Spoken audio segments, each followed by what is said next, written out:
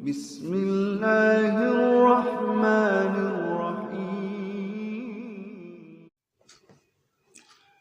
Assalamualaikum warahmatullahi wabarakatuh. Sobat-sobat, kita bersama lagi di channel saya dalam dakwah Islam pencerahan.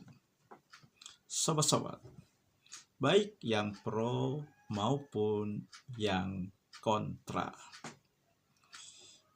Kiai Haji Idrus Ramli yang julukannya Singa, sobat-sobat.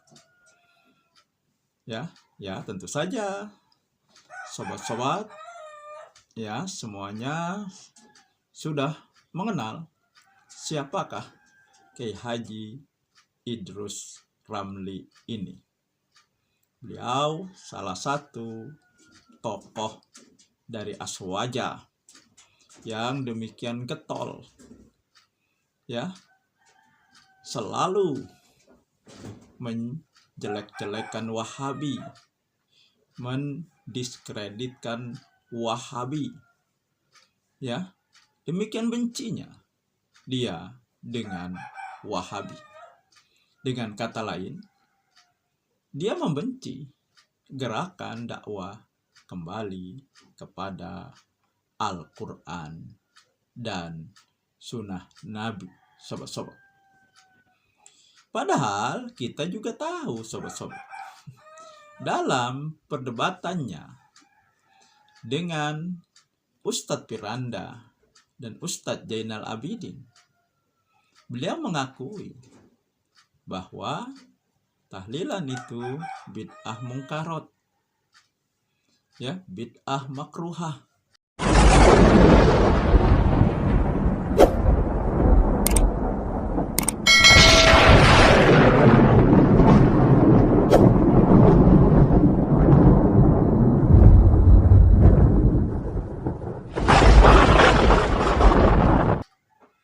Ya, berdasarkan ya yang ditulis di kitab I'anat Thalibin. Tapi apa kemudian beliau, ya, Kiai Haji Idrus Ramli ini semakin menjadi-jadi perlawanannya terhadap Wahabi. Jadi apa gunanya ya perdebatan, diskusi dengan mereka? Ya, karena sepertinya yang dicari bukan kebenaran berdasarkan Al-Quran dan Sunnah Nabi, tetapi bagaimana untuk agar amalan bid'ah mereka itu mendapat legalisasi, tetapi ternyata tidak berhasil karena memang amalan bid'ah itu menyelisihi sunnah Nabi, sobat-sobat. Tetapi kali ini saya tidak ingin ya membahas masalah bid'ah yang berhubungan dengan tahlilan, tetapi saya ingin membahas ya respon dari Kiai Haji Idrus Ramli yang ketika dia mengupload ya video ketika dia ziarah ke salah satu makam di Nusa Tenggara Barat, ya, yang ini makam yang memiliki karomah karena ini makam orang saleh atau makam wali, katakanlah seperti itu, sobat-sobat, ya.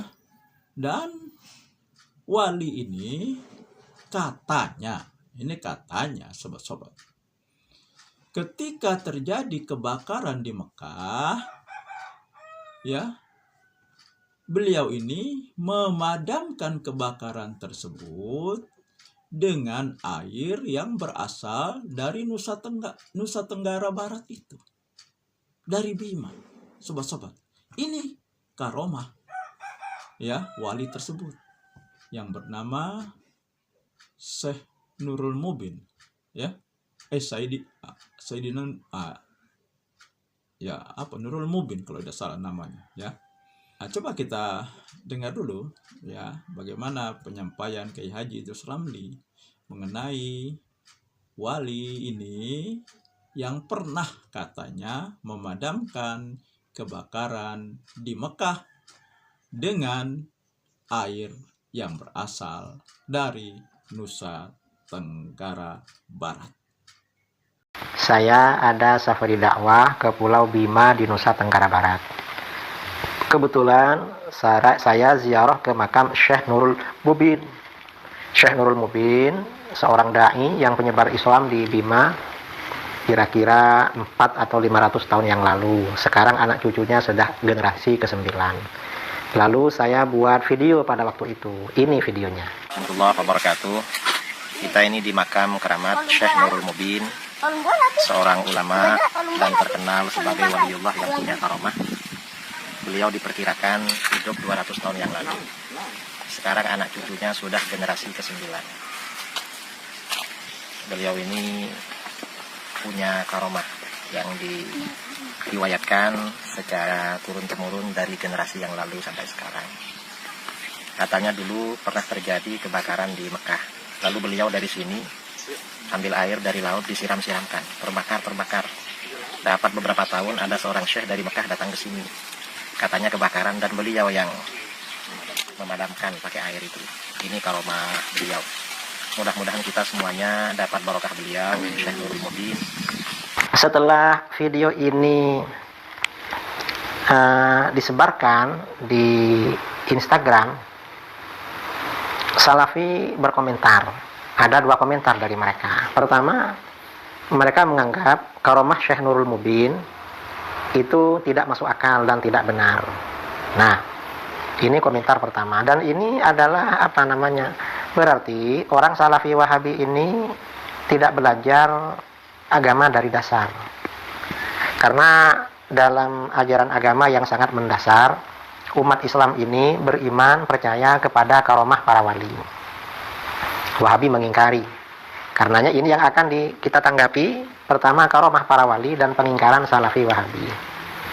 Nah, karomah para wali di dalam Al-Quran, ini saya dalam Al-Quran ya, di dalam Al-Quran Allah berfirman, berkata Sulaiman, hai pembesar-pembesar, siapakah di antara kamu sekalian yang sanggup membawa singgasananya kepadaku sebelum mereka datang kepadaku sebagai orang-orang yang berserah diri? Berkata Ifrit yang cerdik dari golongan jin yang kuat ya. Kata jin Ifrit ini, aku akan datang kepadamu dengan membawa singgasana itu kepadamu sebelum kamu berdiri dari tempat dudukmu. Nabi Sulaiman biasa piket di istana setiap hari. Artinya sebelum pulang nanti istana sudah di sini, mau dibawa, kata jin Ifrit. Kata jin Ifrit itu, sesungguhnya aku benar-benar kuat untuk membawanya lagi dapat dipercaya. Berkatalah seorang yang mempunyai ilmu dari Alkitab. Kata yang ahli ilmu dari Alkitab, orang yang alim ini ya, yang bernama Asif, ini asistennya Nabi Sulaiman, orang alim, kata beliau, aku akan membawa singgasana itu kepadamu sebelum matamu berkedip. Jadi kata Asif, sebelum berkedip, singgasana itu sudah di sini. Maka tatkala Sulaiman melihat singgasana itu terletak di hadapannya, sebentar sudah di depannya. Ia pun berkata, Nabi Sulaiman, ini termasuk kurnia Tuhanku untuk mencoba atau menguji aku, apakah aku siapa yang bersyukur, maka sesungguhnya apakah aku siapa yang bersyukur, maka sesungguhnya dia bersyukur untuk kebaikan dirinya sendiri, dan barang siapa yang ingkar, maka sesungguhnya Tuhanku maha kaya lagi maha mulia. Nah, saudara-saudara, di dalam ayat ini dijelaskan karomah seorang waliullah, yaitu Sayyidina Asif, seorang ahli kitab yang sanggup membawa istana Ratu Bilqis dari Sabak di Yaman ke depan Nabi Sulaiman lebih cepat dari Nabi Sulaiman belum berkedip, itu sudah nyampe. Ini kan cepat sekali. Ini karomah para wali. Itulah sobat-sobat. Ya tentunya hal ini ditentang. Ya. Nah, ditentang oleh orang yang Kiai Haji Idrus Ramli sangat membencinya, yaitu orang Wahabi yang tidak meyakini karomah yang disematkan kepada wali yang bernama Syekh Nurul Mubin ini. Ya. Nah, kemudian Kiai Haji Idrus Ramli memberi pembelaan, ya, merespon kembali ketidakpercayaan, ketidakmasuk akalan, ya, karomah yang disematkan kepada wali tersebut. Kiai Haji Idrus Ramli, ya, menampilkan dalil dari Al-Quran, sobat-sobat, yaitu ketika Nabi Sulaiman, ya,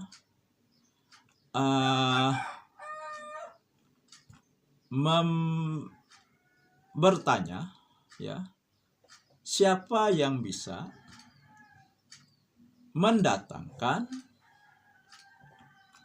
singgasana Ratu Bilqis ke kerajaan Nabi Sulaiman. Nah, yang pertama jin Ifrit, ya, dia akan melakukannya.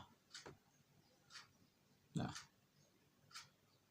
tetapi seseorang yang berilmu ternyata, ya, menyanggupi lebih cepat daripada jin Ifrit mendatangkan singgasana Ratu Bilqis tersebut. Nah, inilah katanya karomah. Jadi kata Kiai Idrus Ramli, jangan tidak percaya dengan karomah. Ya, oke lah sobat-sobat, ini memang benar. Ini ayat Al-Quran. Ini adalah firman Allah. Ini kejadian yang hak, yang tidak mungkin kita mengingkarinya. Ya. Tetapi karomah yang disematkan kepada wali yang katanya memadamkan kebakaran di Mekah dengan air dari Bima, dari Nusa Tenggara Barat. Ini kan katanya. Ya. Yang namanya katanya kan kebenarannya diragukan. Paling tidak, ya, benar salahnya itu 50-50. Bisa benar, bisa salah, karena katanya. Kecuali didukung dengan bukti dan fakta. Kapankah kejadian kebakaran di Mekah?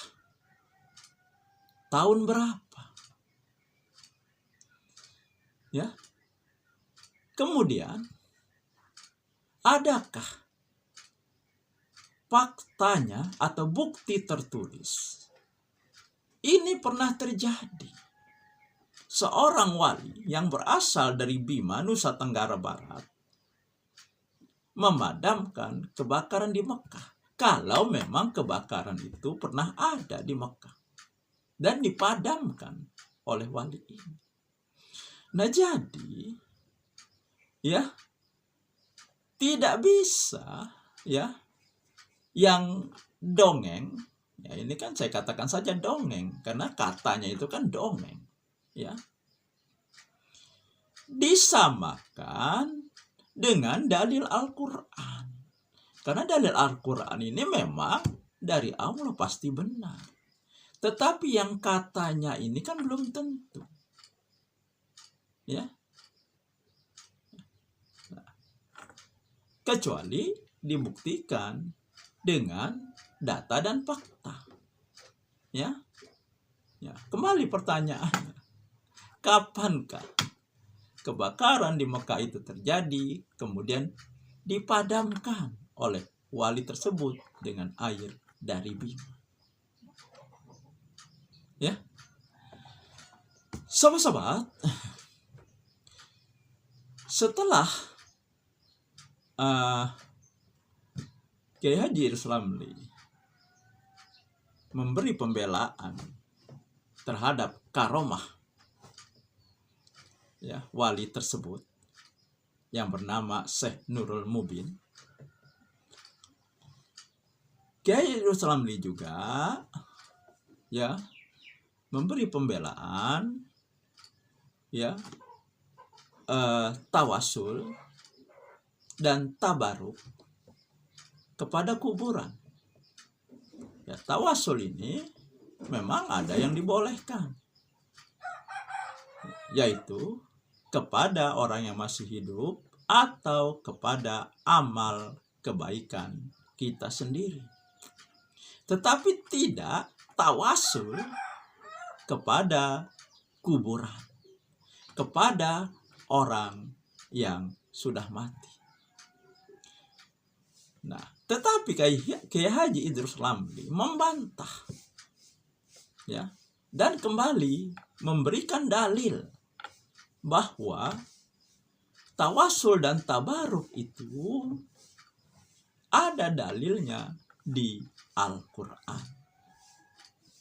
Dan beliau menyampaikan surat An-Nisa ayat 64. Ya. Ya, jadi ketika orang menganiaya dirinya sendiri, artinya berbuat suatu kesalahan atau suatu dosa, maka ya akan datang kepada Rasulullah. Kemudian Rasulullah meminta ampunan. Nah, ayat ini dijadikan sebagai dalil bolehnya tawasul kepada kuburan, kepada orang yang sudah mati. Padahal ayat tersebut tidak ada mengatakan ya Nabi itu sudah wafat. Tidak ada. Ya.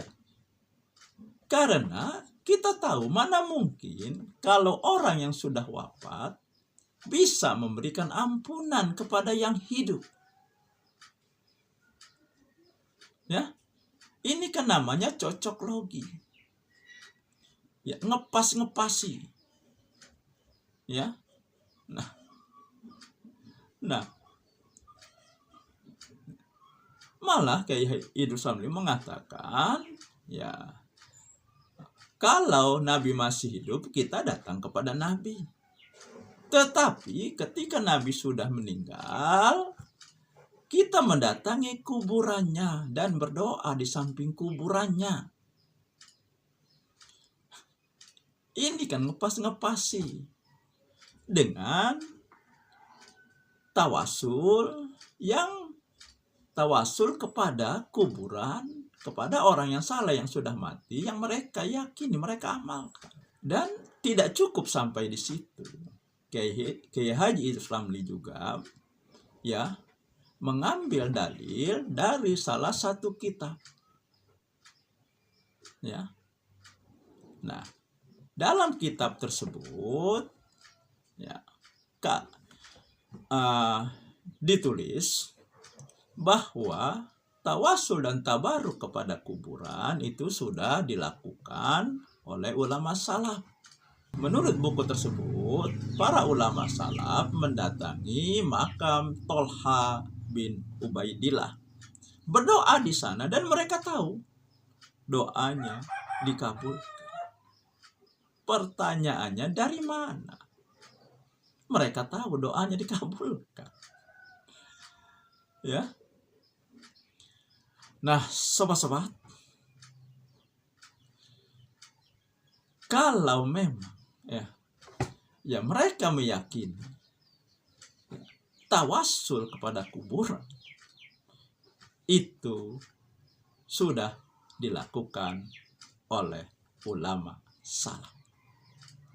Tetapi sobat-sobat, ya, untuk kesekian kalinya saya ingin menyampaikan Al-Quran surat An-Nisa ayat 59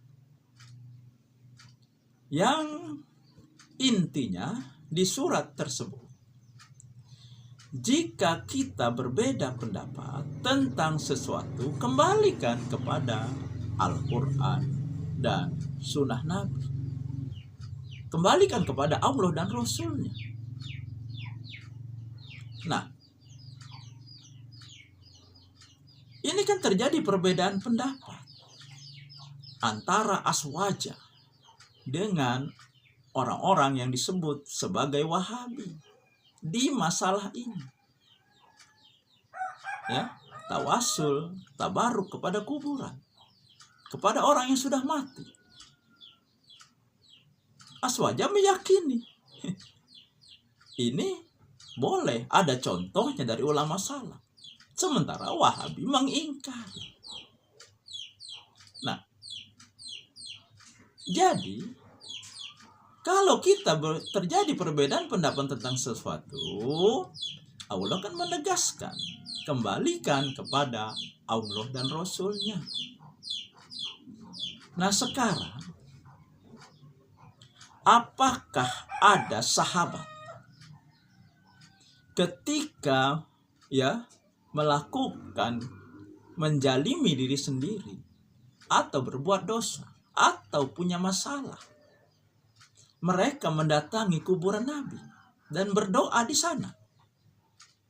Ternyata tidak ada satupun sahabat yang melakukan itu.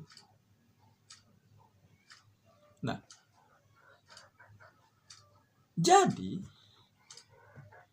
siapakah yang jadi panutan mereka melakukan tawasul kepada kuburan, tabaruk kepada orang yang sudah mati, meskipun dia orang saleh?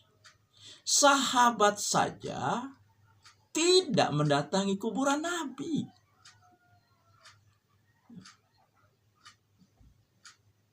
Artinya, tawasul seperti yang diyakini oleh Aswaja tidak pernah diajarkan oleh Nabi.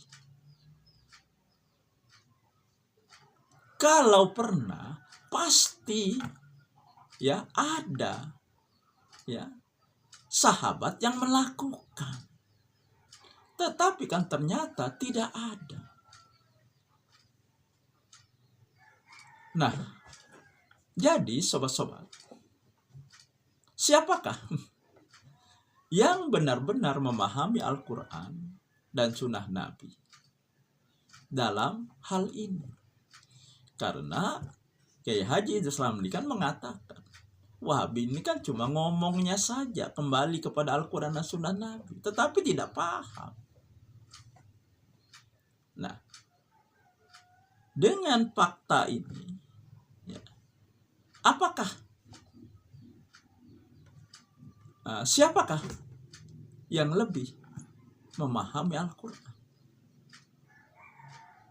dan Sunnah Nabi?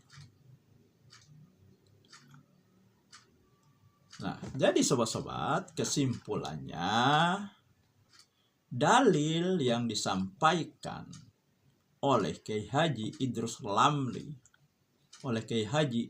Ramli untuk membela karomah Syekh Nurul Mubin yang katanya pernah memadamkan kebakaran di Mekah dengan air dari Bima, dari Nusa Tenggara Barat. Ini tidak memiliki dalil yang kuat, karena ini dalilnya katanya. Begitu juga dengan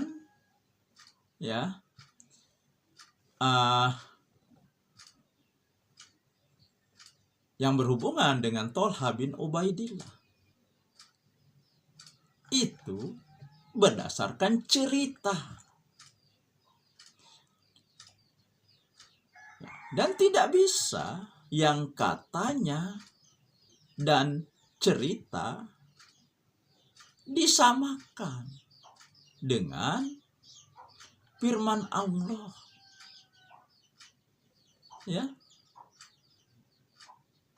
juga keyakinan mereka tawasul dan tabaruk ke makam orang yang sudah mati, ya, dalil yang disampaikan dari Al-Quran yang disampaikan itu tidak tepat, karena dalam dalil Al-Quran tersebut Nabi masih hidup dan tidak ada satu perkataan pun di ayat Al-Quran tersebut yang menunjukkan Nabi sudah meninggal. Ya, inilah yang namanya dalil cocok logi, ngepas-ngepasi, dan akal-akalan, sobat-sobat. Itu saja sobat-sobat. Semoga ini menginspirasi dan mencerahkan.